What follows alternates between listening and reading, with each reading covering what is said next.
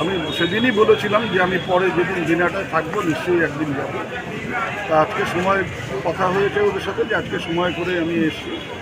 ওরা আমাকেও এমপির সাথে সাথে সম্বর্ধনা জানালো, সেটা একাধারে খুশি এবং গর্বের ব্যাপার। আমি এতে খুব আনন্দ পেয়েছি এবং আমার একটা কমিটমেন্ট আছে দিনহাটা বারের প্রতি, যে আমি অনেক দিন থেকে বলেছি। কারণ এরা আমার হয়ে মামলা লড়ে, পয়সা নেয় না, আমার হয়ে অনেক, শুধু আমার না, আমি অনেককে পাঠাই, তারাও তাদেরও পয়সা না দিয়ে চলে যায়, এমন কেসও আছে। তা এখানে যে বার লাইব্রেরিটা আছে যেখানে ওরা বসে, সেটা খুব খারাপ অবস্থা আছে।